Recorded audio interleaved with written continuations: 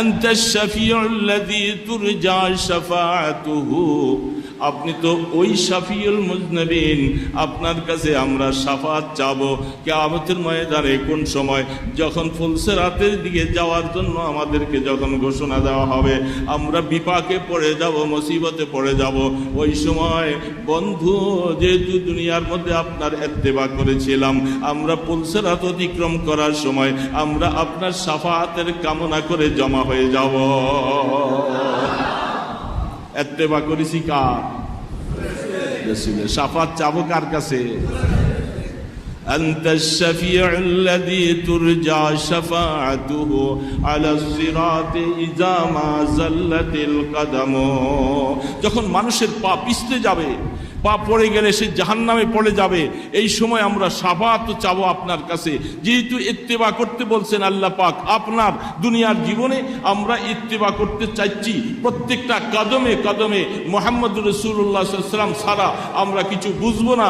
আমার টুপি হবে মেড ইন মদিনা, আমার গাল হবে মেড ইন মদিনা, আমার জামা হবে মেড ইন মদিনা, আমার পোশাক হবে মেড ইন মদিনা, আমার চুলগুলি হবে মেড ইন মদিনা, আমার ঘর সাজাবো মেড ইন মদিনা, আমার নামাজ হবে মেড ইন মদিনা, আমার রাজনীতি হবে মেড ইন মদিনা, আমার ঘুম হবে মেড ইন মদিনা, আমার জিন্দেগি হবে মেড ইন মদিনা। আমি মদিনার মোত্তাবে বলেছি, মদিনার ইত্তেবা করতে বলেছি। আমার খাওয়া হবে মেড ইন মদিনা, আমার ঘুম যাওয়া হবে মেড ইন মদিনা। এক কথায় আল্লাহর পয়গম্বর ছাড়া আমি কিছু বুঝি না।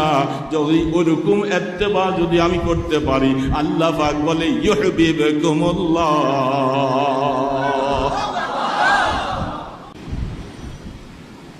الحمد لله نحمده ونستعينه ونستغفره ونؤمن به ونتوكل عليه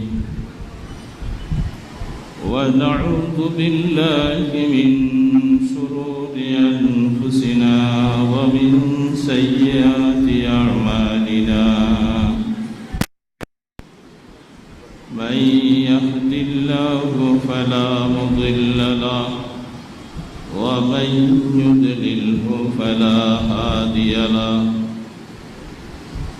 ونشهد أن لا إله إلا الله وحده لا شريك له ونشهد أن سيدنا ومولانا محمدا عبده ورسوله. أما بعد فأعوذ بالله من الشيطان الرجيم. بسم الله الرحمن الرحيم. قل إن كنتم تحبون الله فاتبعوني يحببكم الله ويغفر لكم ذنوبكم والله غفور رحيم. صدق الله المولى العظيم وصدق رسوله النبي الكريم ونحن على ذلك من الشاهدين والشاكرين والحمد لله رب العالمين. اللهم صل على سيدنا محمد وعلى آله وأصحابه وبارك وسلم. اللهم صل على سيدنا محمد وعلى آله وأصحابه وبارك وسلم. اللهم صل على سيدنا محمد وعلى آله وأصحابه وبارك وسلم. দিন কায়েম সংগঠনের পক্ষে নারায়ণগঞ্জ মহানগরের উদ্যোগে আয়োজিত ইসলাহী মাহফিল ও হালকায়ে জিকিরের সম্মানিত সভাপতি হযরত উলামায়ে কেরাম, নেককার দিনদার মুসলমান ভাইয়েরা, সর্বপ্রথম রব্বুল আলামিনের দরবারে কালিমাতুর শুকর আদায় করছি, যিনি আমাদেরকে মূল্যবান জায়গায় বসে কোরআন এবং হাদিসের কিছু আলোচনা বলা এবং শোনার তৌফিক দান করলেন, দ্বীনি পরিবেশে বসার সুযোগ করে দিলেন। রব্বুল ইজ্জাতের দরবারে কালিমাতুর শুকর আদায় করছি, আলহামদুলিল্লাহ। সময় তত বেশি না, এই জন্য সংক্ষেপে কিছু কথা। আমার পরে আরেকজন মেহমান আছেন, তারপরে আমিরুল মুজাহিদিন, তিনি আলোচনা করবেন। সেই হিসাবে আমি যে আয়াতটুকু পড়েছি, ভূমিকা বাদ দিয়ে স্বল্প সময়ের মধ্যে কয়েকটা কথা এই আয়াতের উপরে আল্লাহ পাক তৌফিক দান করলে বলার ইচ্ছা পোষণ করেছি। ওয়া তৌফিক ইল্লা বিল্লাহ। আমি যে আয়াতটুকু পড়েছি এটা খুব প্রসিদ্ধ এবং পরিচিত একটা আয়াত। অনেকের কাছে এই আয়াত সম্পর্কে অনেক সময় অনেক ধারণা। আল্লাহ রাব্বুল আলামিন প্যারা নবী সাল্লাল্লাহু আলাইহি ওয়াসাল্লামকে সম্বোধন করে বলছেন, কুল, হে আমার বন্ধু, ওগো আমার রসূল, আপনি আপনার উম্মতদেরকে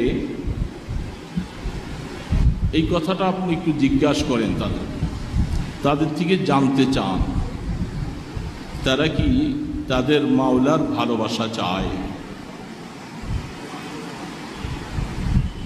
তো আমি সেই কথাটা আপনাদের সামনে নকল করছি। আমরা কি আল্লাহ পাকের ভালোবাসা চাই?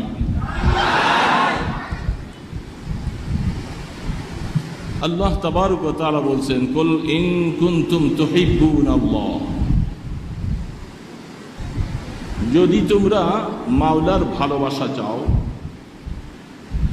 আর ভালোবাসাটাই সমস্ত কিছুর পূর্বে আসে, কাজ পরে হয়, প্রথমত আগে মহব্বত অর্জন হয়। যখন কোনো মানুষের ব্যাপারে, কোনো মানুষের অন্তরে মহব্বত আর ভালোবাসা আসে, তখন তার হুকুম পালন করা তার জন্য সহজ হয়। আল্লাহ তাবারক ওয়া তাআলা ঠিক এমন শব্দটাই ব্যবহার করেছেন, ইন কুনতুম তুহিব্বুনাল্লাহ, ইনে শর্তিয়া, তোমরা যদি আল্লাহ পাকের ভালোবাসা চাও। রাসূলের মাধ্যমে এই কথাটা সারা জগতের ঈমানদারকে আল্লাহ লক্ষ্য করে বলছেন। শুধু আমাদের এই কয়েকজন ঈমানদার নয়, যারাই ঈমানের দাবিদার সকলকেই সম্বোধন করে আল্লাহ পাক বলতেছেন, তোমরা কি আল্লাহ পাকের ভালোবাসা চাও? যদি ভালোবাসা চাও, ফাত্তাবিউনি, খুব বুঝার কথা, সংক্ষেপে বলবো, বুঝতে হবে, খেয়াল। আল্লাহ পাক বলতেছেন ভালোবাসা চাও আমার,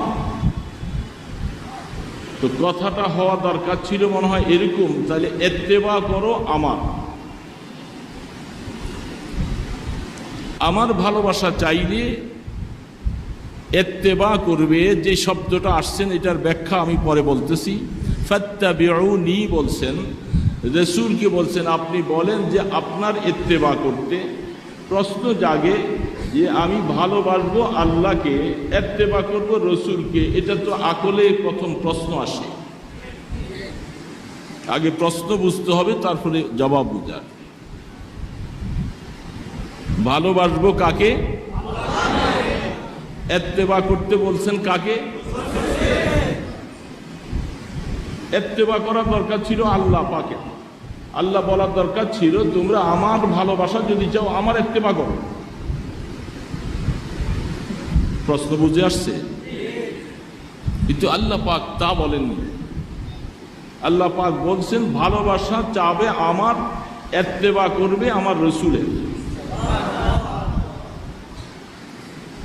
এই প্রশ্নের জবাব তাফসীরে লিখেছেন, রুহুল মানিওয়ালা আনছেন। বিভিন্ন তাফসীর ওয়ালারা তাদের কাছে প্রশ্নগুলি আসছেন। আল্লাহ রাব্বুল আলামিন তিনি বলতে পারতেন যে আমার ভালোবাসা যখন চাও আমার ইত্তেবা করো। ইত্তেবা কাকে বলে? মা মানাল ইত্তেবা, উলামায়ে কেরাম বুঝবেন। তাবিয়া শব্দটা, ইত্তেবা থেকে তাবিয়া শব্দটা বলা হচ্ছে। তাবিয়া আপনারা জাকাতের মাসালা, ওটের জাকাতের মাসালার মধ্যে যখন দেখবেন, সেইখানে 1 বছরের বাচ্চা, ওটের যে বাচ্চাটা, সেই জাকাতের মধ্যে কতটুকু তার জাকাত ফরজ হলে 1 বছরের বাচ্চা ফরজ হবে, কখনো 2 বছরের বাচ্চা ফরজ হবে, কখনো এটা 3 বছরের বাচ্চা ফরজ হবে।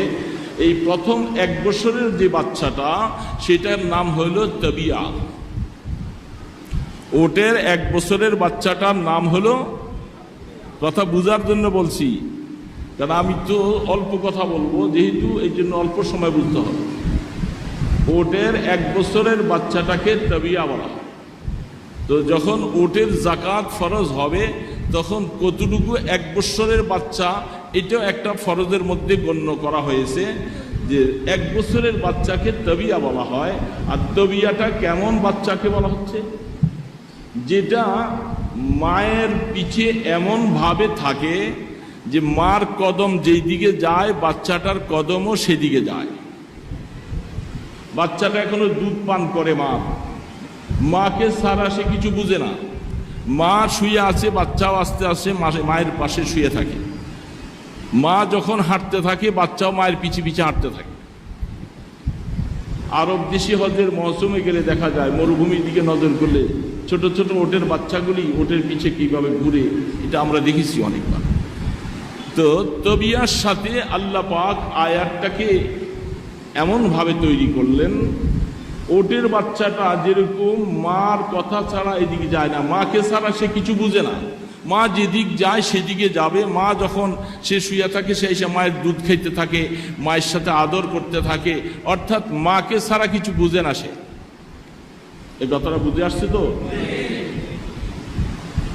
আল্লাহ আকবার। আমার আল্লাহ পাকের কালাম এত সুন্দর, এত গভীর। আল্লাহ পাক তার বন্ধুর বেলায় বলছেন, আমার ভালোবাসা চাও, ইত্তেবা করবে আমার বন্ধুর, আমার রসুলের। ইত্তেবাটা কেমন করবে? ছোট বাচ্চা তবিয়ার সাথে আল্লাহ পাক উপমা দিলেন। অর্থাৎ বাচ্চা যেরকম মা ছাড়া কিছু বুঝে না, মা দৌড় দেয়। এখন রাস্তার ওই পারে যখন পার হবে, মাটা ওই পারে চলে গেল, বাচ্চা গাড়ি দেখবে না, রিক্সা দেখবে না, সব মাকে দেখবে, দিবে দৌড়। ঠিক না? অন্যরা যারা আছে দূরে দেখবে, হ্যাঁ এই ছোট বাচ্চাটা এইভাবে রাস্তায় পড়ে গেল, আহে গাড়ি থামাও, গাড়ি থামাও, বাচ্চাকে বাঁচাও। বাচ্চা গাড়ি বুঝে না, বাচ্চা সে রিক্সা বুঝে না, কিছু বুঝে না। ও মা বুঝে, মা রাস্তার ওই পারে, সে দৌড় দিবে আমার কাছে। এটার নাম তাবিয়া।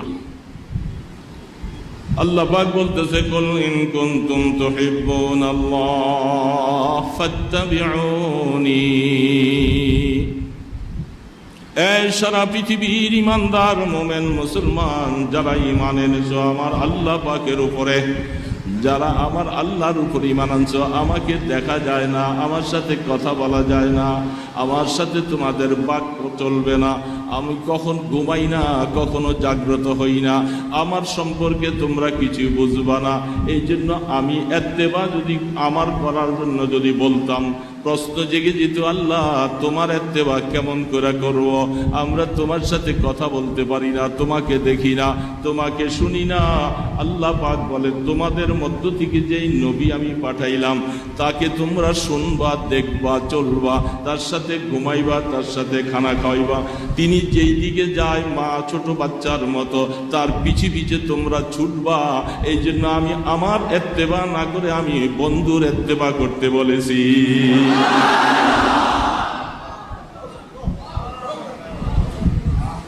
ইন কুনতুম তুহিব্বুনাল্লাহ ফাত্তাবিউনি। ও রাসূল, আপনি বলে দেন আপনার ইত্তেবা করতে। কারণ আপনার কথা তারা শুনবে, বুঝবে, আপনার শোয়া বুঝবে, আপনার চলা বুঝবে, আপনার হাঁটা বুঝবে, আপনার জেহাদ বুঝবে, আপনার নামাজ বুঝবে, সব কিছু তাদের সামনে স্পষ্ট হয়ে যাবে। তারা তখন আপনার ইত্তেবা করবে কেমন? ওই ছোট বাচ্চার মতো। বাচ্চা যেরকম মা ছাড়া কিছু বুঝে না, আপনার ওই মোমেন উম্মতেরা ইত্তেবার ক্ষেত্রে আপনাকে ছাড়া আর কিছু বুঝবে না।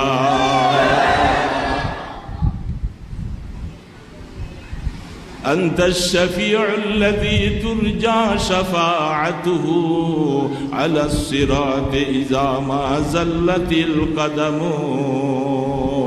وصاحباك لا أنساهما أبدا وصاحباك لا أنساهما أبدا مني السلام عليكم ما جرى القلم الله أكبر।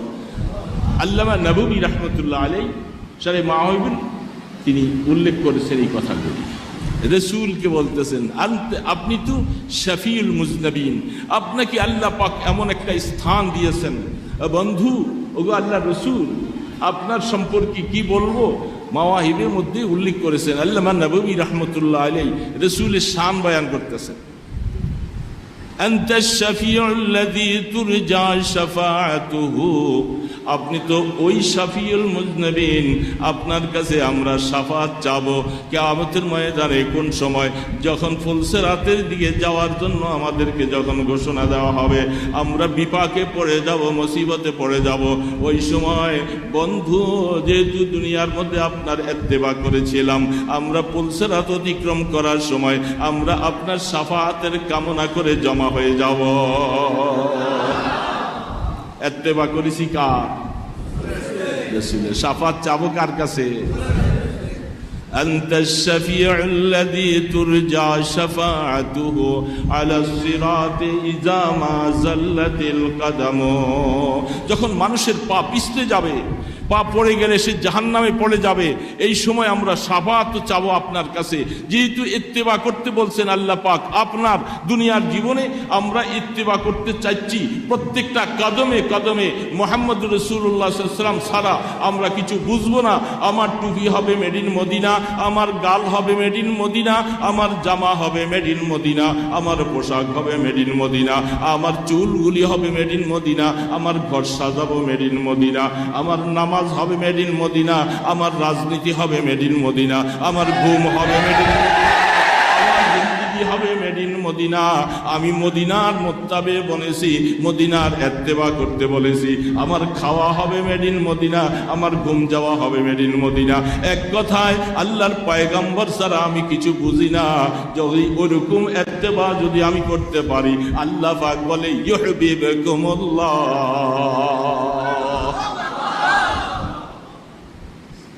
তুমি আল্লাহ পাকের ভালোবাসা চাও আর ইত্তেবা করবে আমার বন্ধুর। ইত্তেবার নমুনাটা কেমন হবে, এইটার শব্দটার ব্যাখ্যায় বুঝে আইসা গেছে ইত্তেবা কেমন হতো। আমি আল্লাহ পাককে ভালোবাসবো, ইত্তেবা করব আমি ইহুদি নাসারাদের। আমি ভালোবাসা চাই আল্লাহর, ইত্তেবা করতেছি আমার রাষ্ট্রীয় রাজনীতিক নেতাদের। নেতার মাথায় টুপি নাই, আমার মাথায়ও টুপি নাই। নেতার গালে দাড়ি নাই, আমার গালেও দাড়ি নাই। নেতার কাছে মেসওয়াক নাই, আমার কাছেও মেসওয়াক নাই। নেতা নামাজ পড়ে না, আমিও নামাজ পড়ি না। এমন ইত্তেবা যদি করো, মনে রাখা কিয়ামতের ময়দানে আমার আল্লাহ পাক বলেন ইয়াউমা নাদউ কুল্লা উনাসিম বিইমামিহিম। এই দুনিয়ার মানুষ, মুসলমান, মনে রাখো ইত্তেবা করবে কেমন লোকের? যাদের ইত্তেবা করবে কিয়ামতের ময়দানে তোমাকে সহ তোমার সেই লিডারকে একসাথে দাঁড়াইয়া হাসরের ময়দানে একত্রিত করা হবে। তার সাথে যেই ব্যবহার তোমার সাথে সেই ব্যবহার হবে। قل إن كنتم تحبون الله فاتبعوني। যেহেতু রসুলকে বুঝা যাবে, রসুলকে শোনা যাবে, রসুলকে দেখা যাবে, হ্যাঁ, অনেক ক্ষেত্রে অনেক জিনিস রসুলের কথা আমাদের আকলে অনেক সময় বুঝে আসবে না, কারণ আমরা তো সাধারণ মানুষ, আর আল্লাহর পয়গম্বর হলেন তিনি মহামানব। তো তার ব্যাপার অনেক কথাগুলি অনেক সময় আকলে বুঝে আসবে না। বুঝে আসলো মানবো, বুঝে না আসলো। রসুল বলছেন কবরে নেককারেরা যখন যাবে তার কবরকে দৃষ্টির শেষ সীমা পর্যন্ত প্রশস্ত করে দেওয়া হবে। কবরে জান্নাতের আরাম আয়েশ আসবে। এখন কোন মানুষ বলে আকলে বুঝে আসে না, আমরা তো কবর খুলে দেখলাম, কই কবর যেরকম সংকীর্ণভাবে মাটি দিছি কবরটা ওরকমই আছে, এরকম তো দৃষ্টির শেষ সীমা পর্যন্ত প্রশস্ত দেখি নাই, আকলে বুঝে আসে। রসুল বলছেন নাফরমান বেনামাজি কবরের মধ্যে 99টা সাপ মোসাল্লাত করে দেওয়া হবে। এখন আপনি বলেন আমি তো কবর খুঁজে দেখলাম, কোনোদিন একটা সাপও দেখিনি। প্রশ্ন করে কি করে না? এত্তেবার মানি, যদি এত্তেবা যদি তোমার বুঝে আসে তাহলে এই প্রশ্ন আসবে না। যেহেতু রসুলের কথা তুমি বুঝো আর না বুঝো, আকলে ধরবে কি ধরবে না? আল্লাহর পয়গম্বর বলছে কবরের মধ্যে জাহান্নামী বেনামাজির কবরে 99টা সাপ মুসাল্লাত করে দেওয়া হবে। আমি না দেখলেও আমাকে মানতে হবে রসুলের ইত্তেবা করেছি। জান্নাতওয়ালার কবরকে প্রশস্ত করে দেওয়া হবে। আমি দেখি না, সাধারণ দেখতেছি। আল্লাহর রসুলের কথা আমাকে মানতে হবে, বুঝে আসুক অথবা না আসুক। সমস্ত কাজের মধ্যে ইত্তেবা এমন শব্দ আল্লাহ তাবারক ওয়া তাআলা, আল্লাহু আকবার, আমার আল্লাহ মহাজ্ঞানী, সেই আল্লাহ এমন শব্দ ব্যবহার করেছেন যে শব্দে আপনাকে আমাকে পয়গম্বরের সুন্নতের উপরে, পয়গম্বরের তরিকার উপরে আমাকে চুম্বকের মতো আকর্ষণ করে করে টেনে নিয়ে আসবে। বুঝে আসে না, না আসুক, কিন্তু সহি হাদিস কোরআনের আয়াত আমার বুঝে আসার দরকার নেই, রসুলের বুঝে আসছে, আমাকে মানতে হবে। আমি যেহেতু রুহানি বাবার সন্তান, আমি সন্তান হব বাবার মতো। সন্তান কার মতো হবে? আমাদের রসুল যেই আখলাকের, যেই লিবাসের, যেই সুরত সিরতের মধ্যে আমরা রসুলের রুহানি সন্তান, আমাদের আকৃতি, বেশভূষা, লেবাস সবকিছু হবে ওরকম। তাহলে আমি ইত্তেবা করলাম, নতুবা আমি ইত্তেবা করতে। আল্লাহ তাবারক ওয়া তাআলা এই জন্য বলতেছেন আয়াতটা পরের অংশ, ইন কুনতুম তুহিব্বুনাল্লাহ ফাত্তাবিউনি। এতটুক পর্যন্ত তুমি থাকো, সামনের ব্যাপারে তোমার কোনো চিন্তা লাগবে না। প্রথমত অবস্থা, তুমি সত্যিকার দাবিওয়ালা হও, ভালোবাসার মধ্যে তুমি মজবুত হও।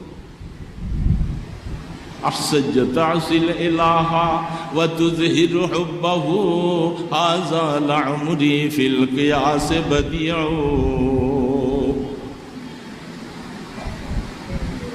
আহা, বড় আফসোস লাগে। ইন কান লাউ কানা হুব্বুকা সাদিকান লা আতা'তাহু ইন্নাল মুহিব্বা লিমান ইউহিব্বু মাতিউ। আল্লাহর আরিফা রাবিয়া বসরিয়া রাহমাতুল্লাহ আলাইহি, এই ছন্দগুলি তার। লজ্জাও লাগে যে একজন মহিলা ইত্তেবার মধ্যে নিজকে 16 আনা দেখাইছে। তিনি একজন মহিলা, একজন নারী। আহা, এ নারী সম্প্রদায়, সারা দেশ আজকে নারীওয়ালা, তোমাদের ব্যাপার নিয়ে, তোমাদের ইজ্জত আবরু নিয়ে আজকে ছিনিমিনি চলছে। তোমাদের মতই নারী ছিল হযরত রাবিয়া বসরিয়া।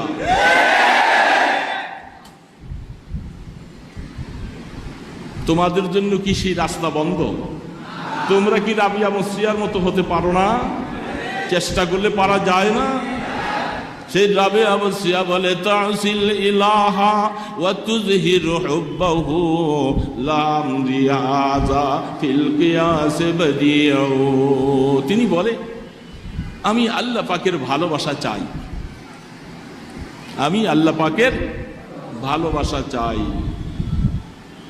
অথচ আমি এত্তেবার মধ্যে যাইয়া আমার মন গড়া জিন্দিগি পুরাপুরি চালাইতেছি। তিনি বলতেছেন আল্লাহ পাকের সাথে নাফরমানির চরম, আর দাবি করতেছি আমি আল্লাহ পাকের ভালোবাসা চাই। তিনি বলে এটা আকলে কোনোদিন আসে না, কোনো আকল মানুষ এটাকে বরদাস্ত করবে না। এটা হলো সব বেআকল মানুষের কথা, যারা ভালোবাসার দাবি করবে অথচ তার সমস্ত কথাবার্তাগুলি সব উল্টাপাল্টা করবে, আর সে ভালোবাসার দাবিদার।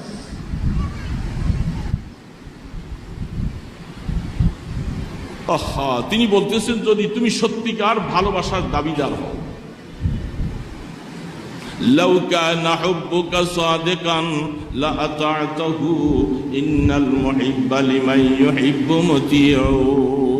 সত্যিকার ভালোবাসা যদি হয়, যদি তুমি সত্যিকার আল্লাহকে ভালোবাসনেওয়ালা হও, কসম বা খোদা, এই ইমানদার ভাইয়েরা আছেন এখানে, বহু ভাইয়েরা আছেন যাদের মধ্যে আমরা এত্তেবার মধ্যে কেউ 2 আনা, কেউ 1 আনা, কেউ 4 আনা, কেউ 6 আনা, কেউ এইভাবে করে আমাদের এত্তেবা, আমরা এখনো এত্তেবার মধ্যে যাইয়া 15 আনা পর্যন্ত পৌঁছতে পারি নাই।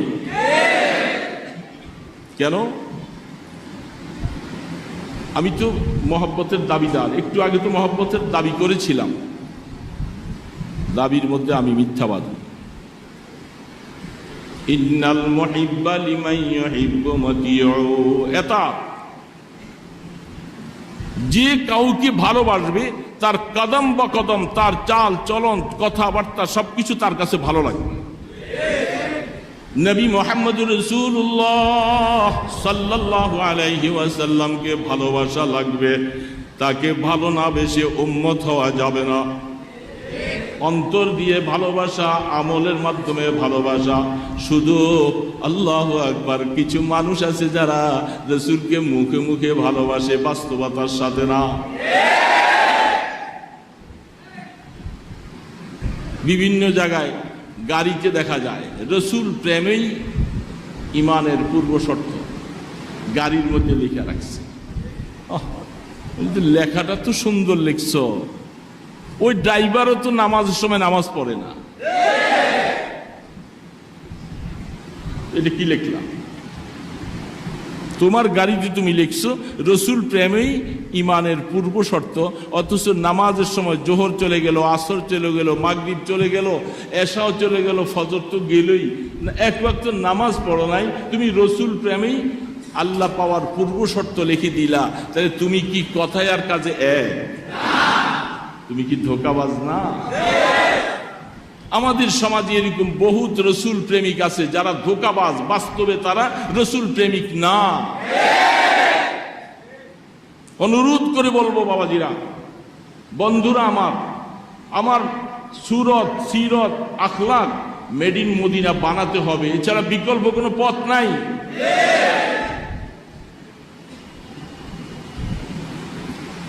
আমি গত শুক্রবারে নাদিন বলছিলাম এখানে অনেক যুবক আছে,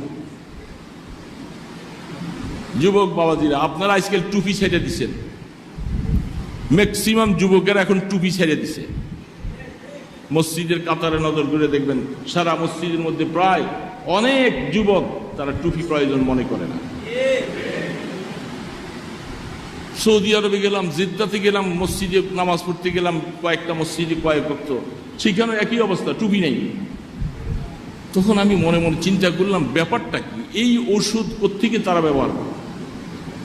তখন দেখি ব্যবহার করতে করতে আমি পেয়ে গেলাম, একটা ফেসবুকের মধ্যে আসছেন কোনো একজন বক্তা বলতেছে, আমার মনে চায় একটা মাদ্রাসা এমন হয়ে যাক যে মাদ্রাসার হুজুররা ছাত্রদেরকে টুপির জন্য বাধ্যকতা করবে না, পাঞ্জাবির জন্য বাধ্যকতা করবে না, এরকম মাদ্রাসা হওয়া দরকার।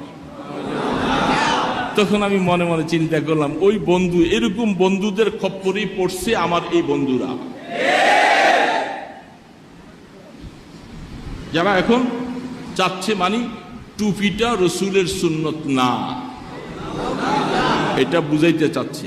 হ্যাঁ, টুপি ছাড়া নামাজ হবে না আমি এটা বলবো না, কিন্তু টুপিটা আল্লাহর পয়গম্বরের একটা ইউনিফর্ম। তখন বলছিলাম আহা, কোন একটা বকরি বাগানের পাশে দিয়া, ক্ষেত খামারের পাশে দিয়া ছেড়া দিছে বেড়া দিয়া, এখন এটার ছিদ্রি এতটুকু, এখন এটা মুখ দিয়া দিয়া এখান থেকে অনেক কিছু খেয়ে ফেলতে পারে। এই জন্য মালিক চিন্তা করছে একটা বুদ্ধি করি, ওর গলার মধ্যে একটা কার্টনকে কাইটা মুখের ভিতরে ঢুকাই দিছে, যেন এটার এই মুখটা ভিতরে ঢুকাই দিয়ে গেল ওই কার্টনের মধ্যে আইসা লাগিয়া যায় আর ভিতরে ঢুকাইতে পারবে। সে বলে যে আমার এখন এটা পাহারা দেওয়া লাগে না, বকরি ওইদিকে মুখ দিতে গেলেই কার্টনের মধ্যে লাগিয়া যায়। আল্লাহু আকবার। আল্লাহর ওলিরা বলতেছিল, এ বাবারা, এই যুব সমাজ, তুমি টুপির এরকম একটা তোমার এরকম করে আর ওই বকরির গলার মধ্যে যেমন একটা কার্টনকে কাইটা দিছে, তোমার মাথার মধ্যে এরকম একটা কার্টন লাগাও, গালের মধ্যে এরকম কার্টনগুলি লাগাও, শরীরের মধ্যে একটা জুব্বার কার্টন লাগাও, মেসওয়াকের কার্টন লাগাও। গুনার কাজের দিকে তোমার যখন মাথা বাড়তে থাকবে, ওইটা তোমাকে ফিরাইয়া রাখবে, গুনার কাজে স্পর্শ করতে পারবে না।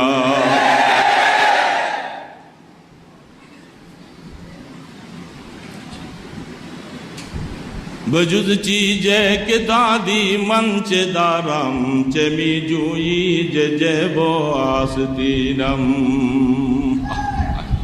আল্লাহর আরিফরা বলতেছে, এ মাওলা, তোমার কাছে আমি সুন্নতের তৌফিক চাই, তোমার কাছে আমি টুপির তৌফিক চাই, তোমার কাছে আমি গালের মধ্যে দাড়ি রাখার তৌফিক চাই, আমার শরীরের মধ্যে মেড ইন মদিনার জামা পরার তৌফিক চাই, আমার মেসওয়াকের তৌফিক চাই, আমাকে নামাজের তৌফিক দান করো, আমাকে জিকির করার তৌফিক দাও, আমাকে সুন্নত মতো চলার তৌফিক দান করো। আল্লাহ, তুমি তৌফিক না দিলে আমি তোমাকে দিব কোথার থেকে? এই জন্য আল্লামা রুমি বলতেছে, বজুজি যে দাদি মঞ্চে দারাম চেমি জুই যে যেব আস্তিনাম। ছোট বাচ্চা, এর পকেটের মধ্যে বাবায় চকলেট আগে দিতে হয়, দিয়া ছোট দাদু আমাকে একটা চকলেট দাও, করে কি করে না? তখন দাদু আবার বাইর করে পোট্টাটা তুলিয়া দাদুর হাতে একটা, বাবাকে একটা দেয়, মেহমানকে একটা দেয়। আগে চকলেটের প্যাকেটটা কিনে আগে আপনার নাতির হাতে দিতে হবে, দিলে তারপরে হাত পাতলে সে, কিন্তু আপনি দিলেন না, এখন সে দিবে কোত্থেকে?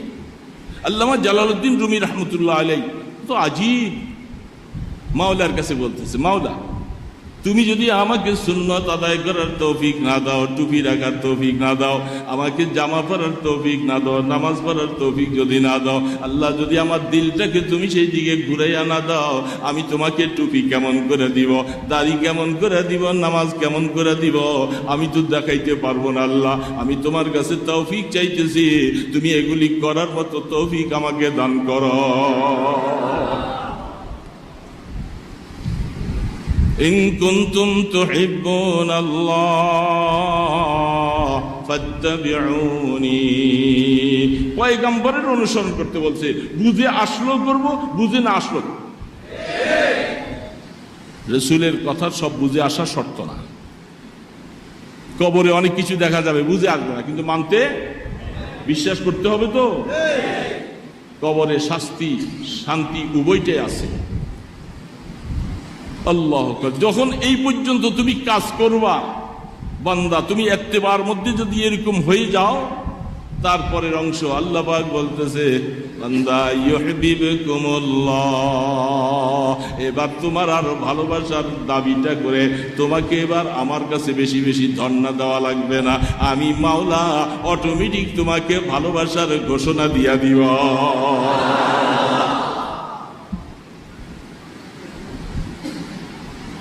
আল্লাহ পাকের ভালোবাসা তখন অটোমেটিক চলে আসবে। আর ভালোবাসার সিস্টেমটা কি? বন্ধু বন্ধুকে যখন ভালোবাসে, সময় কতক্ষণ হুজুর দেখেন, কিন্তু আমি কথা বলতে থাকি। জালালউদ্দিন রুমি রহমতুল্লাহ আলাইহি একটা উপমা পেশ করেছে। উপমাটা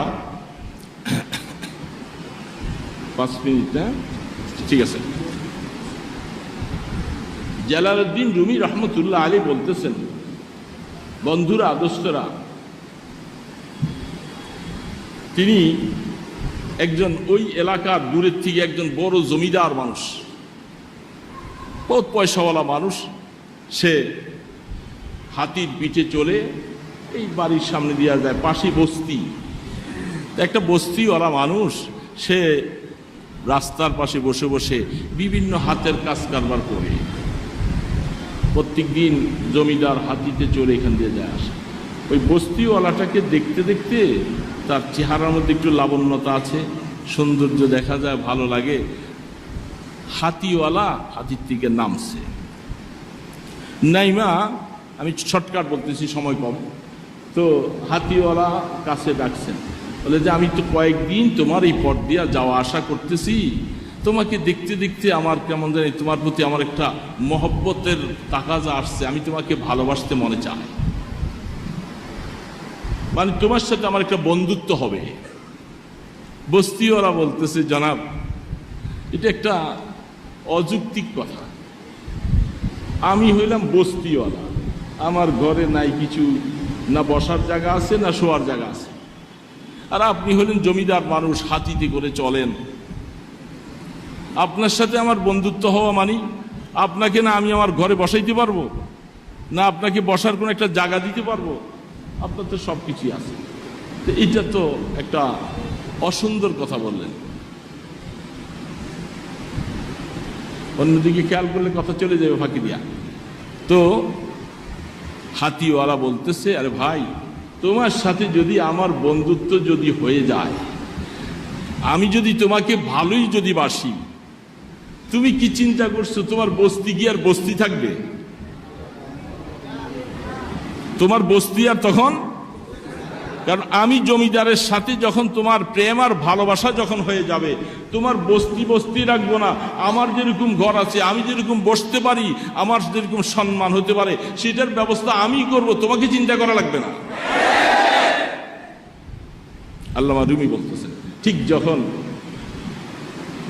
এই হাতিওয়ালার সাথে বস্তিওয়ালার সাথে যেমনি ভাবে ভালোবাসা হবার পরে তার বস্তি আর বস্তি রয় নাই, সেখানে দালান হয়ে গেছে, বিল্ডিং হয়ে গেছে, ঘর হয়ে গেছে। এবার দুই বন্ধু আনন্দে বসে গল্প করে। আল্লামা রুমি বলতেছে, হে দুনিয়ার মানুষেরা, আমার আল্লাহ তোমাকে মাওলার সাথে ভালোবাসার জন্য দাবি করেছিলেন, ডাক দিয়েছিলেন। যদি সত্যিকার ভাবে আমি যদি আমার মাওলাকে রাসূলের ইত্তেবা করে যদি ভালোবাসতে যদি পারি, সেই ভালোবাসার অবস্থার মধ্যে যদি আমি সত্যিকার হতে পারি, আল্লাহ পাক বলে, গোলাম, তোর আর গুনাহ নিয়ে আর চিন্তা করা লাগবে না। আমার সাথে ভালোবাসা করেছো এমন এক জাতের সাথে, ইন্নাহু হুয়াল গফুরুর রহিম। যেহেতু আমি মানুষকে মাফ করা, এটা আমার সিফাত, এটা আমার গুণ। তোমার মতো গোলামের আবার গুনাহ থাকবে, গুনার জন্য তুমি টেনশন করবা, এটা থাকবে না। আমি আল্লাহ তোমাকে ভালোবাসবো, আখিরাতের বেড়া তোমার পার হয়ে যাবে সব। আল্লাহ সুবহানাহু ওয়া তাআলা এই সংক্ষেপে কয়েকটা কথা যা বললাম, এই কথাগুলি আমাকে আমার সকল বন্ধুদেরকে আমল করার তৌফিক দান করেন। ওমা তৌফিক ইল্লা বিল্লাহ ওমা আলাইনা ইল্লাল বালাগ। আসসালামু আলাইকুম ওয়া রাহমাতুল্লাহি ওয়া বারাকাতুহু।